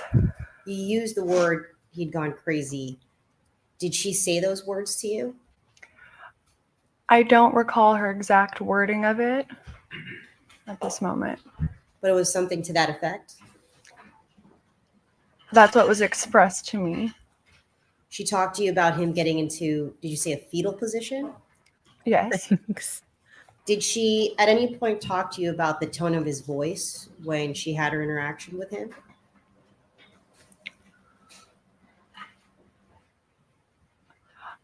I don't know about the tone of his voice, except for that when she was expressing it to me, it seemed just kind of chaotic. That's just how I imagined it.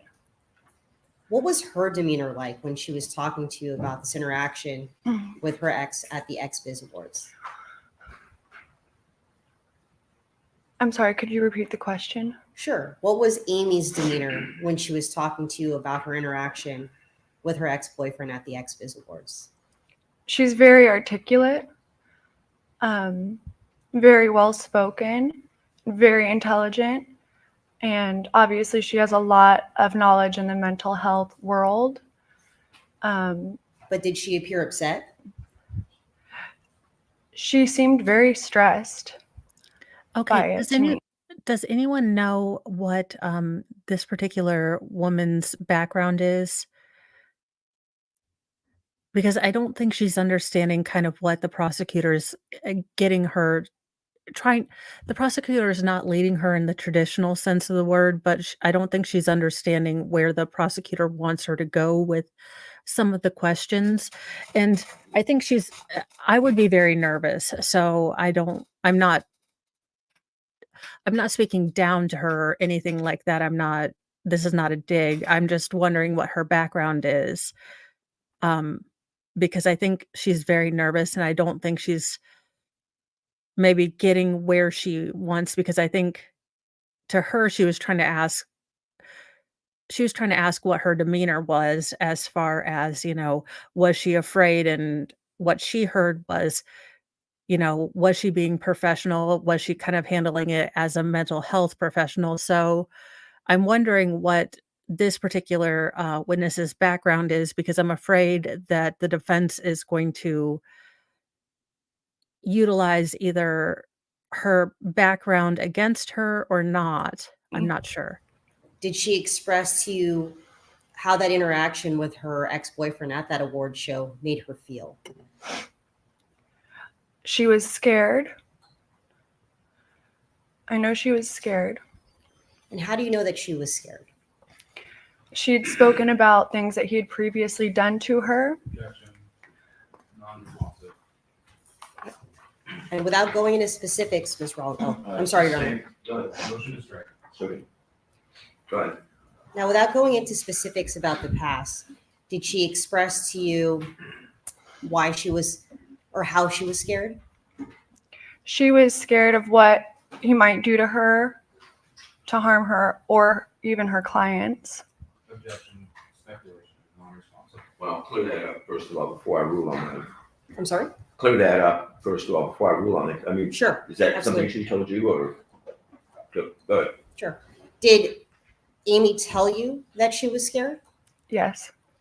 You said something to the effect of she was afraid that he would harm her or her clients. Did she express that to you specifically? Yes. All right, overruled. Now, when she told you that she feared harm to herself, did she indicate that she was scared of her personal safety? Objection leading. The same. In light of the 402 ruling, Your Honor, I was Trying to pinpoint. correct. All right. Why don't you try to re-ask it? Sure. Did she indicate any sort of concern about her personal safety? Yes. And did she talk about any sort of measures she may take as a result of her fear for her personal safety? I don't recall any measures that she said she would take at that point. But she did tell me about previous measures that she had tried to take. Now, did you see each other again after having dinner and going on that walk on February 10th? Yes. And when did you see each other again? Shortly after, on Valentine's Day. Did you have plans with Amy? Yes, she arranged plans for us to celebrate a Galentine's that evening. And what did you guys decide to do? We went to a burlesque show hosted and produced by one of her friends. Where was that burlesque show? That was at the Globe Theater in Los Angeles. And do you know about what time you arrived at the Globe Theater?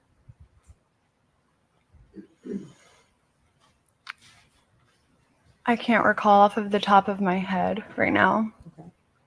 Would 8 p.m. sound about right? Yes. And who else did you meet with at the Globe Theater? It was Amy and her friend Rebecca. Had you met Rebecca prior to that day? That was my first time meeting her. Were they already there when you arrived? Yes, Did you take any pictures while you were at the Globe Theater? we did.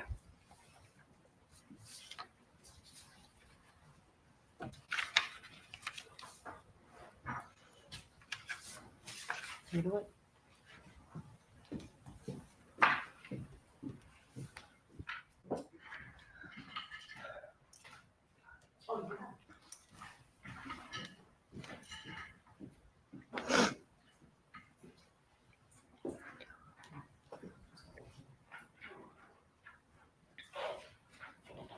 I'm going to show you a photograph that was previously marked. Okay, and look, I think the state has been pretty good this trial not being overly emotional, and I know they have to do this, but showing pictures of the last time she saw this woman is going to be see her friend. I mean, this is quite literally the last time Amy was alive right before she was unalived by this allegedly, I have to say this, uh, gentleman. So this is obviously going to be very emotional for this particular witness. So I understand why the state has to do this, but for this case, as they have been doing this case, I they haven't been doing a lot of emotional stuff, a lot of emotional manipulation. So I am being I'm actually I have been impressed with the way the state has handled this for the most part. I understand why they have to do this here, but it's gonna be a difficult one for this witness. As People's 12A.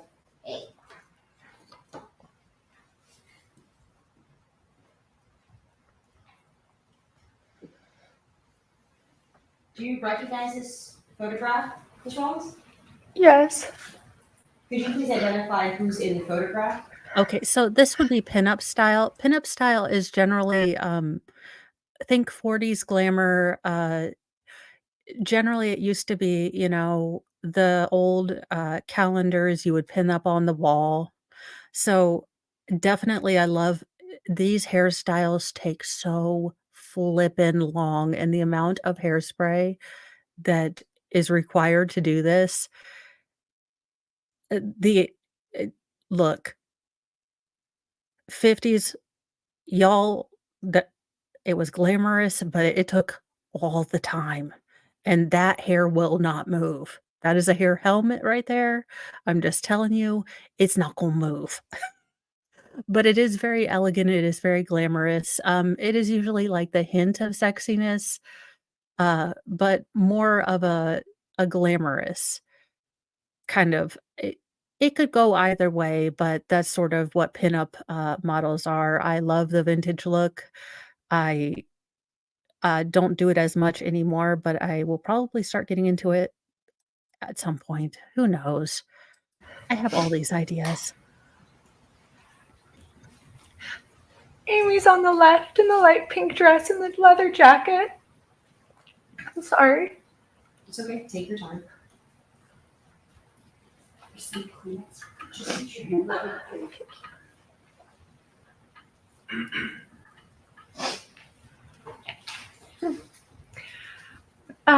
I know her as Miss Tosh, to the right of Amy, who is a producer for the event. And that's me with dark hair. And then to the right of me is Rebecca, who I had met that night. And so the record reflects you were identifying individuals from the photograph as I was pointing to them with my finger, is that correct? Yes. And this is a photograph that you had taken at the Globe Theater when you met with Amy and company. I actually like her better with dark hair. I know that's probably not the California way to go, but I think she looks better with dark hair. But that's just me. Yes, that's a photo that we took together. Now, did you guys have any plans about your outfits for the evening? We didn't discuss anything, but it was Valentine's Day. So Now, do you recall any accessories that Amy was wearing that evening? it looks like she has maybe 2 rosaries on. I'm zooming into the photograph of 12A and was pointing to some necklaces that Amy is wearing. Are those necklaces that you recall her wearing on that day, those 2 rosaries? I didn't notice them that evening, but I can see that she's wearing them. Now, do you recall about what time you left the Globe Theater after the burlesque show? I don't recall at this exact moment. It was 9:15-ish, sound about right? Yes, Did you go anywhere else after the burlesque show? we did. And where did you guys go? We went to Rebecca's place of work nearby, and then we also went to the Nomad Hotel to have dinner, or appetizers, I guess. And while you were at the Nomad, did you take any photos there? We did. Now, at this time, Your Honor, the people are holding a photograph depicting Amy Harwick and the witness, State Avenue Marcus Peoples 52. Yes, Mark.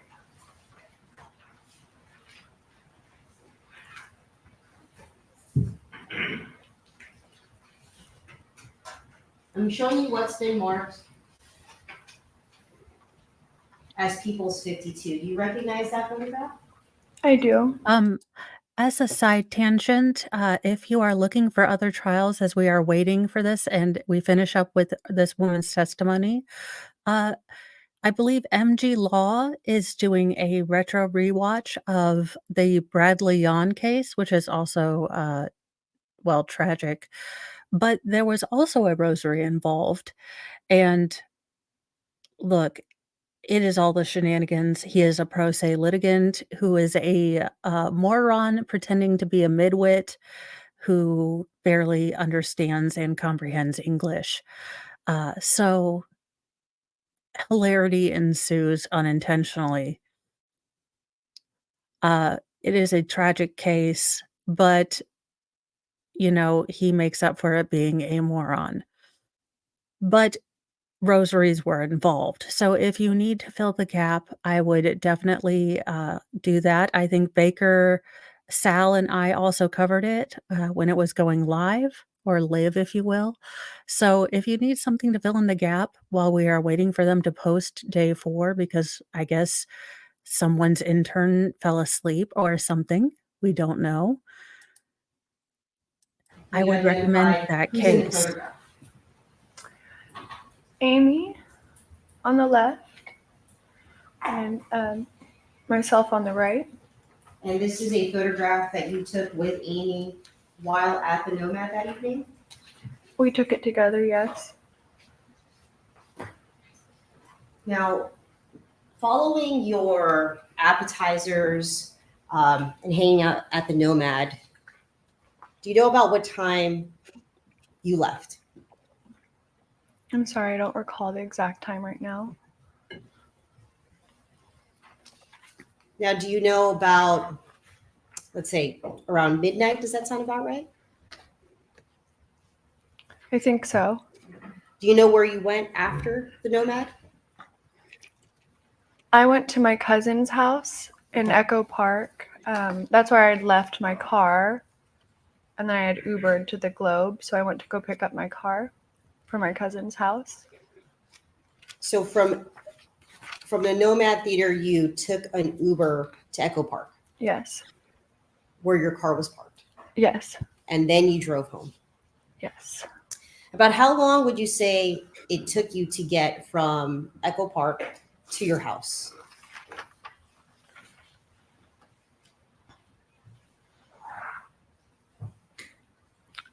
I don't recall right now. Probably 35 to 45 minutes. Okay. But once I was driving in my car. Did you and Amy communicate in any way after you parted ways at the Nomad? No. Did you receive any communication from her that evening? Yeah, I checked my phone and I had one text message from Amy. That was once I got home, so 45 minutes later when it was received or so. At this time, I'm holding 2 pages of text messages made out be marked collectively as equals 53A and B. Yes.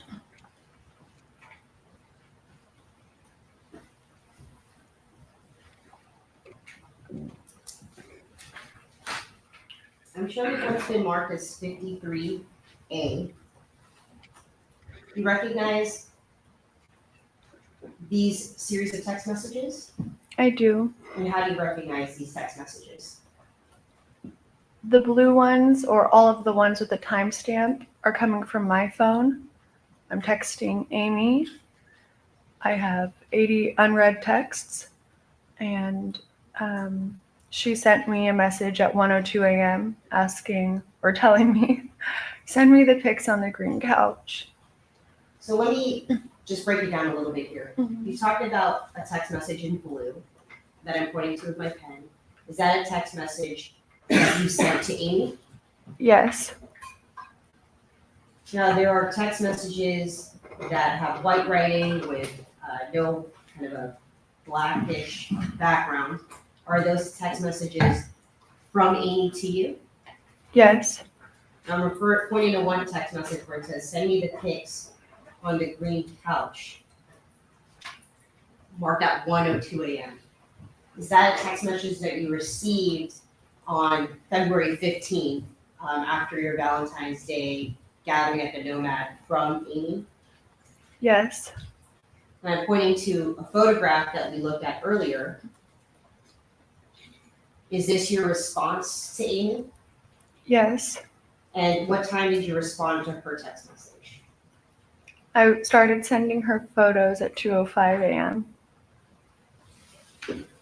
Now I'm showing you what's been marked as people's 53B, which appears to be just a zoomed in version of those text messages. Is that correct? Yes. So again, you receive a text message from Amy at 1:02 and you respond with a photograph at 2:05. Yes. When was the last time you spoke to Amy? Verbally? Yes. Or in any way, in any form. Oh, it seems like at 1:02 a.m. was the last time she contacted me. So is this the last communication that you received from Amy? Was at 1:02 a.m. on February 15th? Yes. Thank you, nothing further. Cross-examination.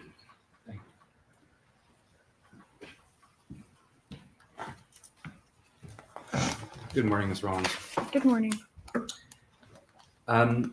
Detectives interviewed you on February 16th, 2020. Do you remember that? Yes. And Robert Koshland was present with you during the interview. He was. And during that interview, both you and Mr. Koshland asked the detectives whether they had gotten the security camera footage from Ms. Harwick's house. You remember that? I think so. And Mr. Koshland specifically said to do it fast. I don't remember that part. You testified on direct that you and Ms. Harwick went on a at least 2-hour walk on February 10th, 2020. Yes. Was that like just a walk around the neighborhood near her house or on Beechwood Canyon? It was around a lake that was by her house. I don't remember what it's called, but I have photos from that as well. The Hollywood Reservoir, right? I believe so. It has like a dam on one side, and you can see the Hollywood sign in the hills. I believe so. So Ms. Harwick was an athletic person, right? She was physically fit. For the love of all that is holy, why? Just no, like,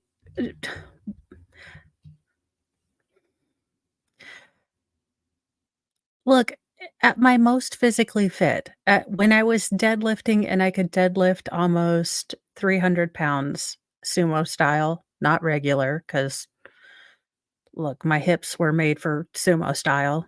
Not sure why. Uh, listen, y'all, even at my most physically fit, it makes no difference. She was a dancer, not an MMA fighter. Again, all he needed to do was knock her hard once in the head, and she was down for the count.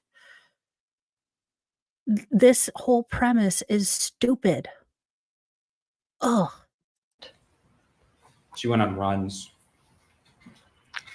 I don't know what her routine was.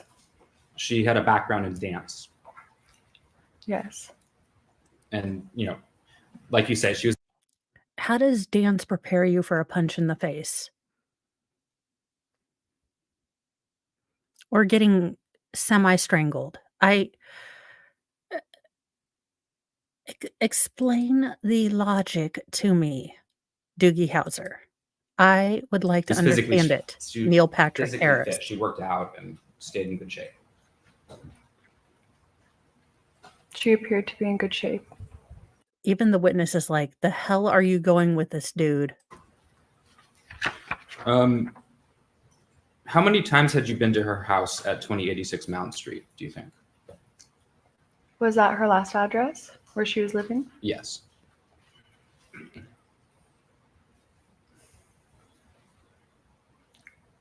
Probably only a handful of times. I mean, but it's still going to be all the prosecution would need to do is honestly show a picture of her or just have a graphic photo of him, and they have him in checkout or not checkout. They have him, when they're doing booking with all of his, scars or, injuries, in his underpants, I believe, and then a picture of her, just standing there, and the disparity is going to be instantaneous. He can be as fluffy as he wants to for now, and that's not gonna make any sort of difference. I mean, I get the idea, but all you have to do is a side by side on a graph, and basically with his stats at the time, and look, you can put it's still not gonna make any all you have to do is follow any sort of logic and realize that him at any sort of stage, again, one solid haymaker, and she's gonna be out. Yeah, it's just I for the I give up. But no, Had you continue been to out to the ask if balcony ballet that is was going to next to help her. her bedroom? When she gave me a tour, yes. Okay. I have in my hand what I'd like to be marked as defense next in order. Double M. Sorry, M? Double M, yes. Okay. Is that a photo? Yes. It's what appears to be a photo of Miss Harwick. May I approach? Yes. Ms. Rollins, is this a picture of Miss Harwick on the railing on her balcony? Objection, foundation. Is that a picture of your objection to what foundation in terms of the railing? It's the date of the photograph and whether she has personal knowledge of someone that photo. Exhibit 100, 100% BS. Uh, Becca, if you haven't seen the Bradley Yon case, this particular defendant, represented himself and in his general wisdom of awesomeness, decided that he was going to make an Exhibit 100 for uh, 100% true. So, that's where we get the Exhibit 100 from, but, this is Exhibit 100, 100% BS. Wow, did you assign a date to it? No, No, I didn't think you did. you may answer. I don't know what the railing looked like exactly. Does this look like a picture of Miss Harwick on her balcony? Sir, put It's your shoulder definitely a back, photo you of are Amy on some sort of fence. Okay. And you'd been out to the balcony, you said, when she gave you a tour? Yes. But you're not sure Oh, whether this is a photo 100% of her on the correct. That's balcony. right. I forgot. I don't know know. it's truth or truthiness.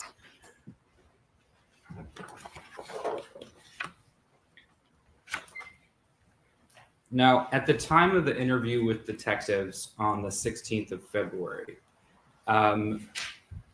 you indicated that Mr. Caution was there the whole time, right? Right. And while you were doing this interview with the detectives, there were people gathering at Mr. Caution's house. Is that a question? Yes. What was the question? That there isn't it true that there I love how she's subtle mean girling him. It's very subtle. And it might not be a ploy, but this sort of vaguely aloof, like I am not quite gathering what you're So the witnesses in Daryl Brooks' case did this to a plum, where they just pretended that they didn't understand. Now, you could sort of gather what he was trying to ask, and if you wanted to be helpful, which no one did, you could sort of interrogate the question yourself and then figure out what he wanted to ask. And yes, I will. And then, help him out.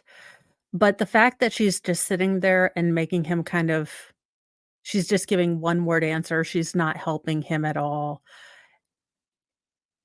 Whether she's unintentionally being sort of, let's just say non-helpful, or, she is intentionally being somewhat aloof and oblivious, it's working for me today. Is that a question? Yes. What was the question? That Is that back enough, Sal, or isn't it did you true need that it there were backinated more?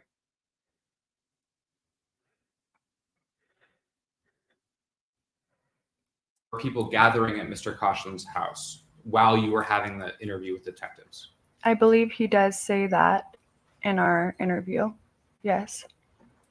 Do you have a recollection that people were gathering at Mr. Koshland's house at the time that you were having this interview with detectives? Speculation. Do you know, he asked, do you have any recollection of people, you independent recollection, while you were being interviewed, that people were gathering at the house? I understand your question. I don't completely remember. Okay. Would it refresh your recollection to look at a transcript of the interview? Yes. Okay. If I may just have one brief moment.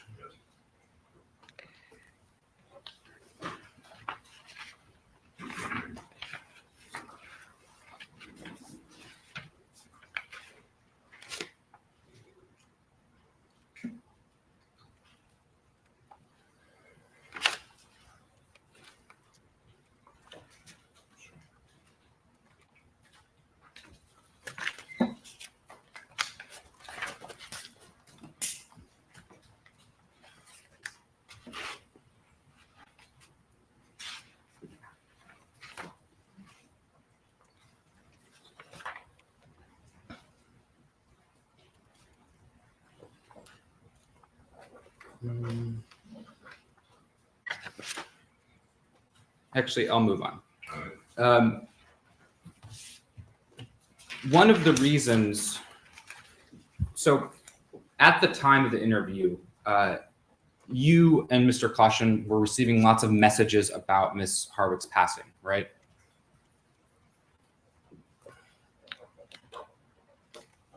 I believe that he mentions that he was receiving messages. Were you receiving messages about Miss Harwick's death? Not that I recall. Were you and Mr. Koshland concerned about how her story would be told in the media? I'm not sure. Do you recall telling the detectives that you hoped that her story would be able to be controlled? I don't recall saying that. Would it refresh your recollection to look at a transcript of the interview? Yes. All right, this is page 12 of the second transcript, transcript number 2.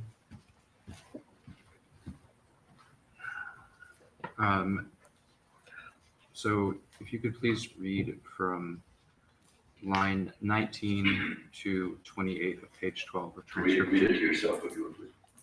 Yeah, read it to yourself, not aloud.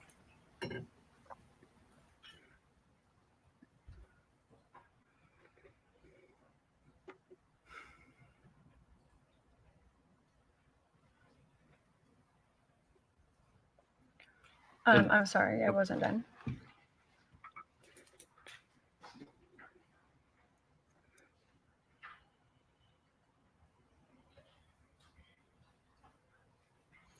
Did that refresh finished. your recollection?